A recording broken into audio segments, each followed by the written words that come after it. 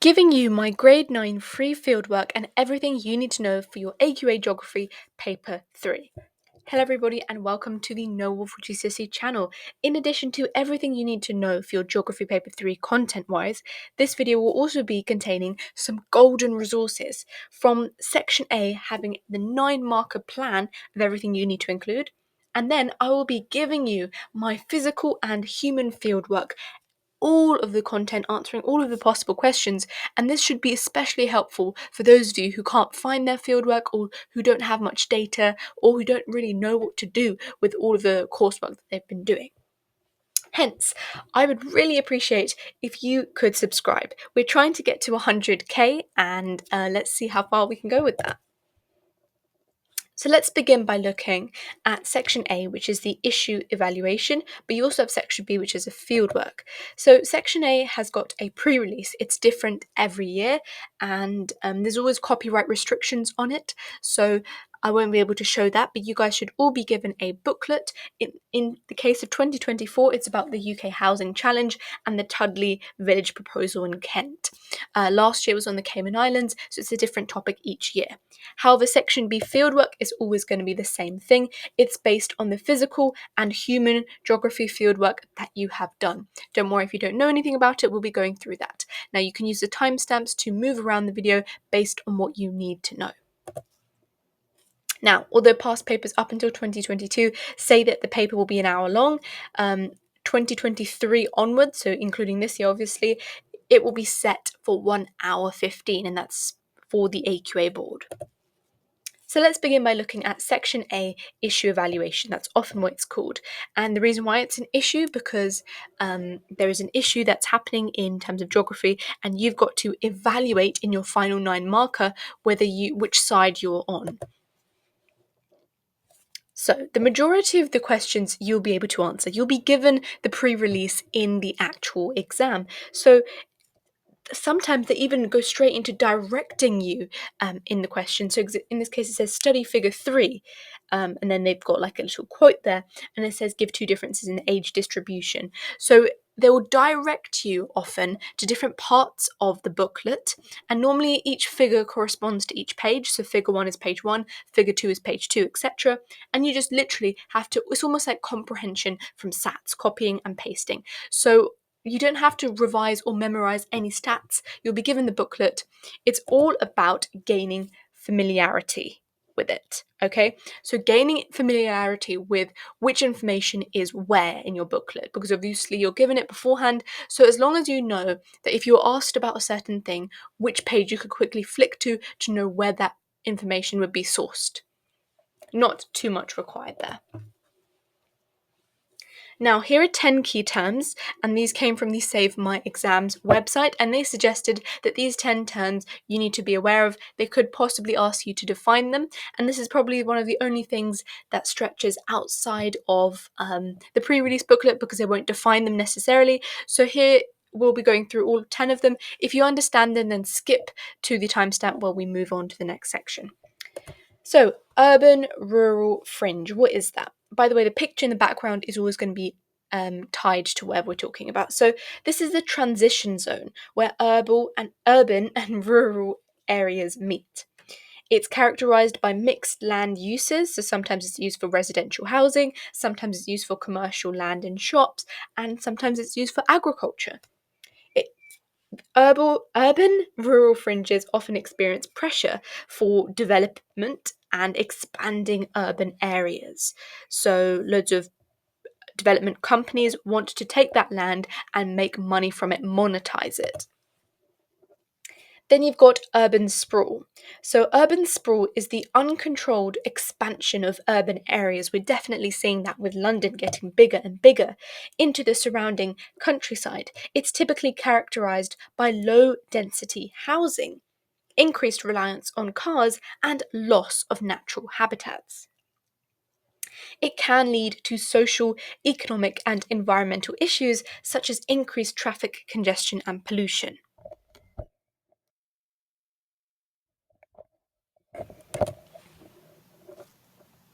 Then you've got greenfield sites. So greenfield sites are effectively undeveloped land. It's usually located on the urban to rural fringe or in rural areas. It's typically used for agricultural purposes before being considered for urban development, and it's often seen as attractive for new housing or commercial projects due to the absence of any previous construction. It's nice, it's new, and you can make houses that look nice appeal to consumers. Then you've got brownfield site, which is pretty much the opposite of this. So land that has previously been used for industrial or commercial purposes that may be contaminated.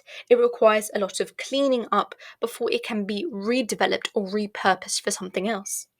Now, these areas that are often targeted for redevelopment to making it more efficient and reducing urban sprawl. Now, these are often areas of poverty, and then once they get that development, they become super high tech and often quite sustainable with their technology. Then you've got the Greenbelt. So, Greenbelt, as you can see in the map, are areas of open land around cities where development is restricted in order to prevent any urban sprawl. So, a lot of restrictions so that you cannot um, ruin those sustainable areas. So you can have something. So you can see around London specifically, that's been highlighted in the map, that there's a huge area of green belt there, almost absorbing all of the emissions that the city is releasing. Now, it's aimed at preserving the character of rural communities and providing areas for recreational agriculture and also for making sure your mental health for the people who live in those areas are also balanced between the city life. It helps to maintain biodiversity and protect natural landscapes. Next up, we're looking at suburbanisation. So, you may have heard the phrase, oh, I live in the suburbs. So, suburbanisation is the process of population movement from central urban areas to the suburbs. This results in the growth of residential areas on the outskirts of cities. It's often driven by the desire for larger living spaces, better schools, and a perceived higher quality of life. Unsuitable housing.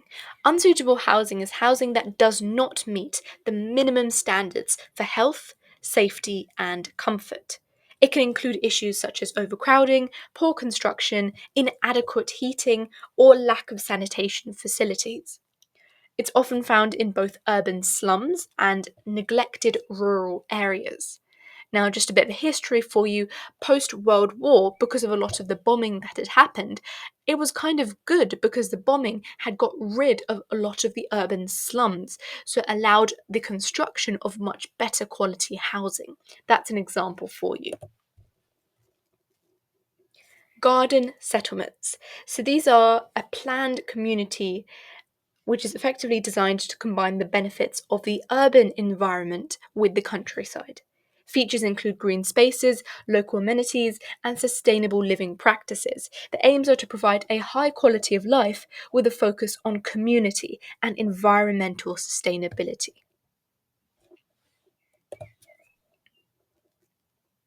Areas of Outstanding Natural Beauty, or AONB. These are designated areas in the UK recognised for its significant landscape value.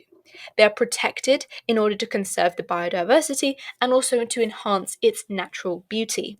It balances the needs of conservation with the social and economic needs of the local communities. Because again, instead of perhaps building housing, it can be repurposed as tourism. Therefore, you're conserving the environment and economically benefiting at the same time. And finally, you've got commuter settlements. So these are residential areas where a significant proportion of the population commutes to work in a nearby city or urban area. For example, if you consider people that live on the outskirts of the M25 just outside of London, they tend to commute into London. So those are commuter settlements. They are typically characterised by good transport links and high demand for housing. It can lead to challenges such as increased traffic congestion and pressure on local services and infrastructure. Also, if you think about it, if everybody's commuting out, the actual area within that everybody's commuting from, that becomes quite decrepit and deprived as nobody wants to work there. So those are the 10 key terms. Just be familiar with them, and they may ask you to define maybe one of them because it's all linked to that Section A issue evaluation.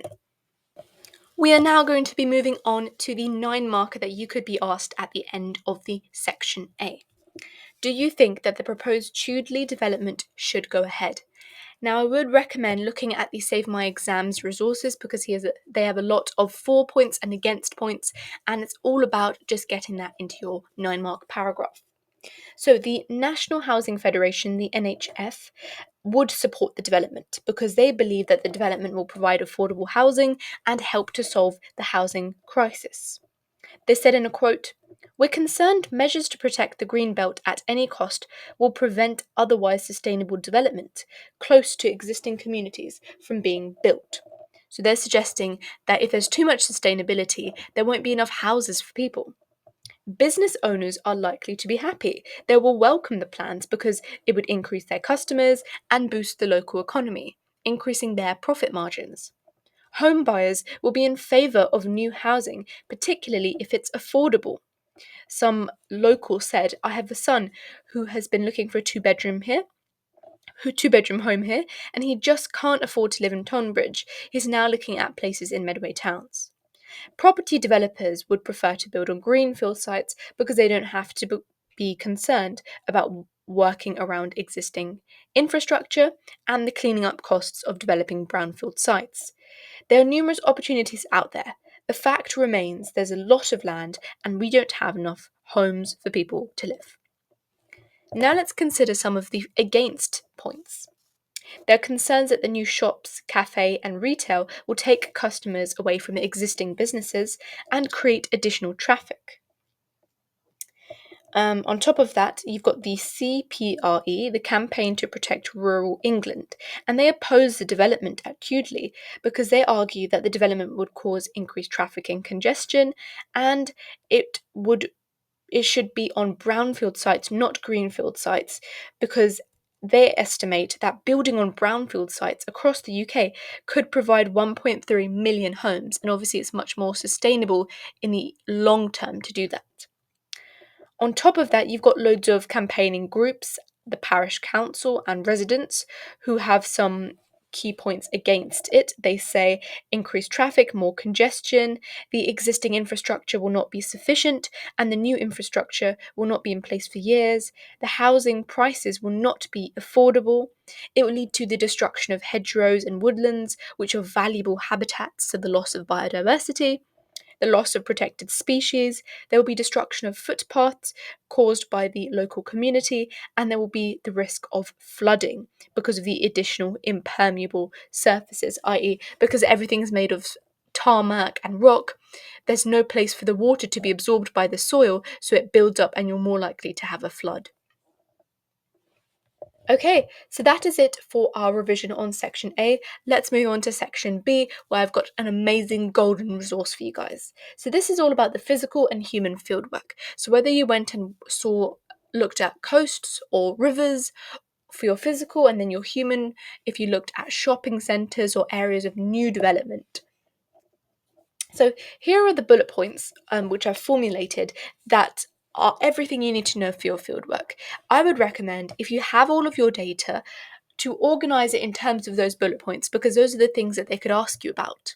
However, if you do not have your fieldwork, or if you don't think that it's trusted or reliable, or don't remember too much about it, I'm going to be going through my grade 9 fieldwork, both the physical and the human fieldwork right now. Now, the document is accessible to everyone on my website. It will be linked in the description below. It's a PDF that's 10 pages. It's got everything. So yeah, let's have a look at that, and I hope you find this resource really, really helpful. So this is the document that I have. It's 10 pages long, and hopefully you were able to find it on the website. You just scroll down to GCSE resources and it would be one of the PDFs there. So I've just got a message on the front page, but how this document is structured is I go through I've split up all of the physical the physical fieldwork and the human fieldwork into different categories in terms of what I could be asked and what you could be asked in the exam. So you've got this diagram here, which helped me structure them and structure all of the notes so that you don't have to. So the first thing is the field work we did looking at the coast of Walton on the Naze. My school decided to do that a long time ago. And firstly, you have to focus on locating your field work and why this location was chosen. Because they could ask you a question like, why did you choose to do your field work of coasts in this place? And you can say, Walton the Naze, it's got a lot of tourism, then because of the Naze Tower. The physical geography and the geology of the rock was interesting because what were we looking at? We were looking at the erosion. So the geology of the rock, they had both hard rock and soft rock, and therefore you were able to use that to compare the different rates of erosion. It's on the north coast of Essex, North Sea coast, so you've got a bit of actually where it was located, and it had an accessible beach area. That's really important, so that you were able to access both the protected and unprotected beach. What do we mean by that? Well, some of the areas of the beach weren't protected by things like groins, so we called them unprotected because erosion was kind of just allowed to happen there. Okay, and the geology, the obvious erosion, the boulder clay rapidly retreating, there was some rotational slumping, the area was vulnerable to North Sea storms. So I put a lot of details here, and I've added some extra since I've actually done my exam so that you guys can think about the areas that you've studied and whether these points are applicable. Now, looking at what the hypothesis was, so we were looking at, is the hold the line management strategy at Walton on the Naze both necessary and effective? So that was the actual inquiry, almost the hypothesis. And what this means is, was the strategy, which involved preventing any more erosion via sea defences by the environmental agency, was it effective? The beach sediment quantity and width, length and cross-section of sediment to see if it was being trapped. So those are the things we measured, and looking at do groins work. Okay, the next part, what potential risks were there undertaking this piece of fieldwork? So you could see the risk on the left, how it will be reduced, and any alterations on the day. Now, I remember when I was doing this, we were exaggerating quite a lot because things didn't really happen, nothing happened, but you have to be very acute here. So storm waves was a risk, and you could say how was it reduced? Looking at the weather forecast, not getting any closer to 5 meters to the sea, and were there any alterations on the day? You could just make it up. In this case, Storm Doris caused a storm surge, so we couldn't access the beach at all. Okay, now you also have drowning or any water-related injury. How is it reduced? Don't enter the sea. Were there any alterations? None on the day. Stranger danger. How is it reduced? Stay in groups of at least 4. Cliffs collapsing. Stay away from the cliff edge. And slipping and tripping. Wear sensible shoes. Okay, now we're moving on to the data collection methods, because you have data collection, collecting all of your individual bits of data, and then you have data presentation, presenting those bits of data. So data collection, you can see the key parts of this document. You've got the method, how was that actually collected, the sampling strategy, random, systematic, etc., the strengths and the weaknesses. So this is why this is so in depth, my notes, and that's why I achieved a really good mark in the exam. And this hopefully is a really good resource for you too. So let's go through this. We've got the beach profile survey. So how did this happen? We measured the beach using a clinometer, measuring the incline of the beach, using measuring tape and ranging poles. So we laid a measuring tape from the end of the seawall to where the tide came in, and then at every 3 meters, we put ranging poles and measured and recorded the incline using the clinometer. We then measured and established a transect along the beach, placed the ranging poles 3 meters apart. By the way, a transect is just when you have measuring tape on the floor, effectively. You then measured between the red and white divide of each of the ranging poles to the next, and you then repeated that for the rest of the beach and you recorded it on a recording sheet. So that's how we measured the beach profile there. So what was the sampling strategy? It was systematic, because at every 3 meters we were collecting the data in an ordered and regular way, and the problem is that it can amplify or miss trends. Now, yeah, because what does that mean? So perhaps at every 3 meters something had happened, so we were only focusing on the data that was biased effectively. Now looking at strengths and weaknesses. So strengths, the distance was close enough to show the variations and the good representation of the beach whilst being time sensible. The tape measure is accurate. Systematic sampling removes bias. The clinometer works better than estimating the angle, since it's a difficult task to judge, and the angle's on a relatively gentle sloping beach. And we also made sure that we use the same person to use the clinometer to increase the accuracy. Now looking at the disadvantages, so we could argue that the distance of 3 meters doesn't accurately represent the beach shape with the undulating cross section, because that's what you were trying to do. You were effectively trying to draw the incline of the beach to look at whether the waves were constructive and destructive, etc. So if you did it in more regular intervals, you get more accurate drawing. On top of that, the clinometer only has a resolution of 1 degree, so you'll be familiar with this term in science. How accurate can you get? If you got a more accurate clinometer, you get a high resolution, better results. Okay, next, we then did a yes-no cliff beach management strategy tick sheet. We went and effectively did a questionnaire asking the people what they thought. So we went through the questionnaire questions. So this is the questionnaire that we actually answered, because there's a questionnaire we answered and then there was a questionnaire we asked others. So we did this by utilising stratified sampling, as we'd studied the area that was managed. And what's strengths of this? Well, strengths was that we got the same person to answer the question to remove any bias, and it was quite straightforward. It was mostly objective. It wasn't like there was any descriptive or qualitative data required. However, disadvantages, it can always be subjective, and you have to be very decisive, yes or no, when sometimes there was an answer that could be in between. Okay, we then did the environmental quality analysis. By the way, for your exam, you only need to mention, I think, 1 or 2 data collection methods. I've put multiple because we did multiple, and also it applies more to you guys. However, you only have to put 1 or 2. Okay, now the environmental quality analysis, so everyone individually summarised what they thought about different aspects of the scheme. Qualitative sampling, again, is very descriptive. Advantages of this is that you looked at we looked at different areas, so it's comparative data, very obvious disparities between them. How the disadvantages is that it's subjective. Some questions couldn't even be answered because of the tide conditions, and it's very vague interpretations.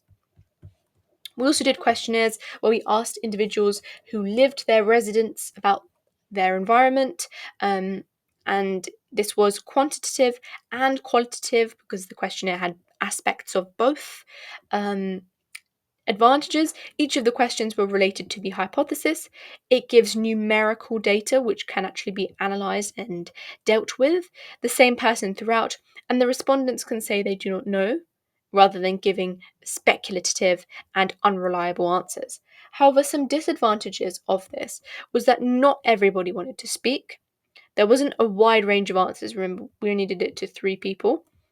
Some questions confused the residents, and also it had rained really heavily on the day, so less people were out. So you've got to think about the factors that could affect the day. Okay, and then we've got data presentation methods. So here I've only showed one because that was the best one. It was the cross section of the beach. Advantages is that's a clear visual representation. Let me make that green. A clear visual representation of the length and shape of the beach, making it easier to compare the 3 sites. It was a proportional in both cross-section and length, and it showed the cross-section of the beach, which indicated what was steeper, so it was actually quite useful information. Disadvantages, we needed a protractor to read the exact angles. It could be misinterpreted that the length along the beach is the beach length, which it actually wasn't. So improvements, you could use a map to show the location. So how do you interpret the data? What conclusions can you make from it? That's another thing. So we could highlight that groins were in a much better condition in the south, and they were more effective. The beach was much more steeper where there were groins. You've got some actual statistical data here. The unprotected section is short and steep, and the sediment recorded by the red crag demonstrates recent erosion, etc. Now you've got some evaluation questions, which I've also answered for you guys, so that should help you out.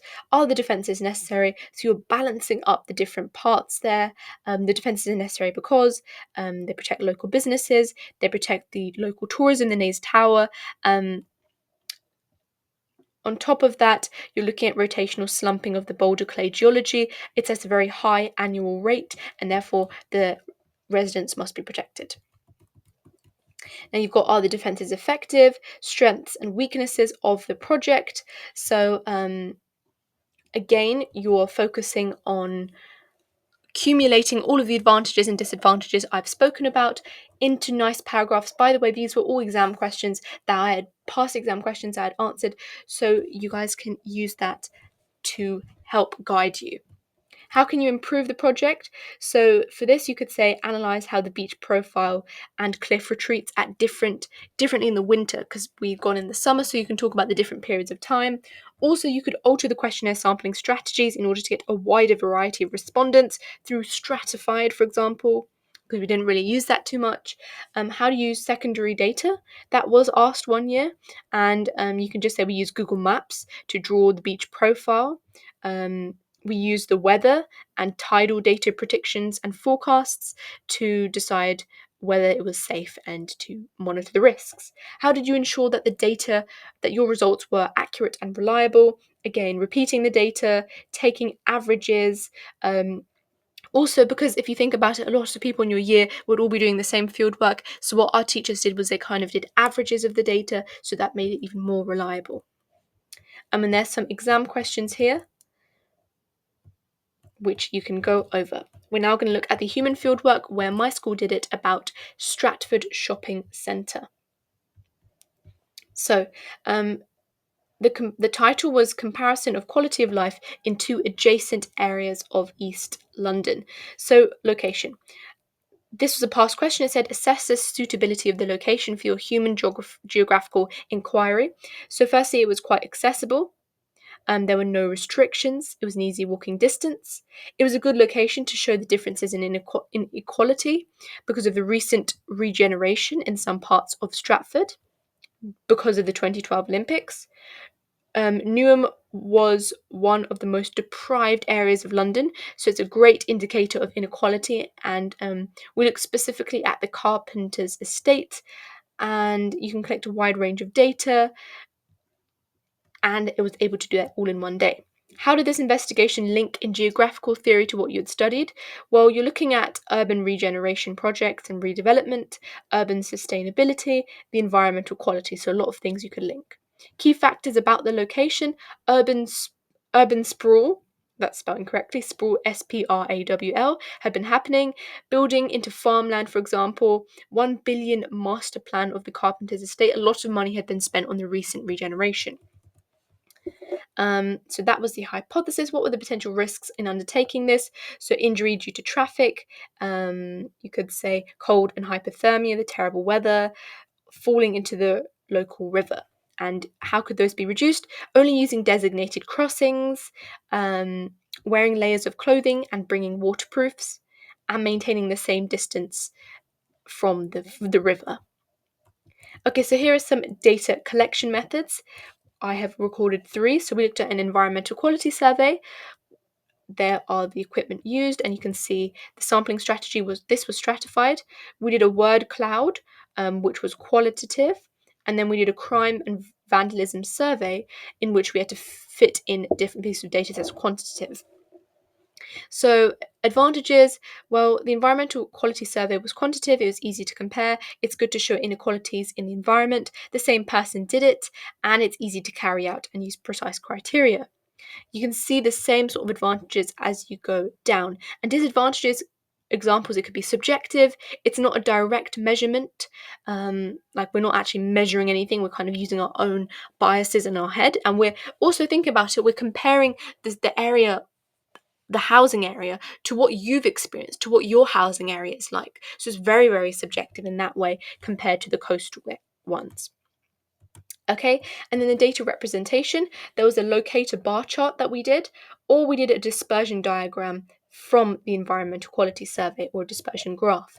So from the locator bar chart, it was easy to compare and construct, simple to draw, easy to read, clear representation of differences. You can see how differences change over time and spatial differences. However, it doesn't allow for gradual differences.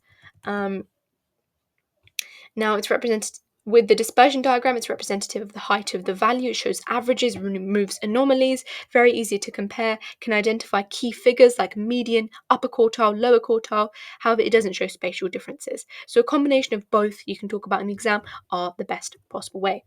Now, finally, describing the results here. So you've got the environmental quality.